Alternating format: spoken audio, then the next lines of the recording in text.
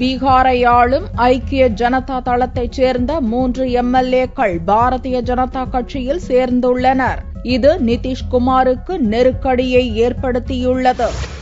பாரதிய ஜனதா தலைமையிலான தேசிய ஜனநாயக கூட்டணியில் கடந்த 17 ஆண்டுகளாக இடம்பெற்றிருந்த ஐக்கிய ஜனதா தளம் கட்சி கடந்த வாரம் பாரதிய ஜனதா கூட்டணியை முறித்துக் கொள்வதாக அறிவித்தது. பீகார் மாநிலத்தில் இரு கட்சிகளின் கூட்டணி ஆட்சி நடந்து வந்ததால் கூட்டணியை முறித்த கையோடு சட்டசபையில் நம்பிக்கை ஓட்டெடுப்பு கோரிய முதல்வர் நிதிஷ்குமார் காங்கிரஸ் மற்றும் சுயேட்சைகளின் ஆதரவுடன் ஓட்டெடுப்பில் வெற்றியும் பெற்றார். இந்நிலையில் பாட்னாவில் பாரதிய ஜனதா கட்சியின் பொதுக்கூட்டம் ஞாயிறன்று நடந்தது. கட்சித் தலைவர் ராஜ்நாத் சிங் பங்கேற்ற இக்கூட்டத்தில் ஐக்கிய ஜனதா தளத்தைச் சேர்ந்த 3 அதிருப்தி எம்எல்ஏக்கள் சரித்ரா பிரசாத் சிங், பால் முகுந்த் சர்மா, சுஜித் மாஜி ஆகியோர் தங்களது ஆதரவாளர்களுடன் பாரதிய ஜனதாவில் இணைந்தனர். அதிருப்தி எம்எல்ஏக்கள் 3 பேர் கட்சி தாவியதால் பீகார் சட்டசபையில் ஐக்கிய ஜனதா தளத்தின் பலம் 118 115 குறைந்துள்ளது.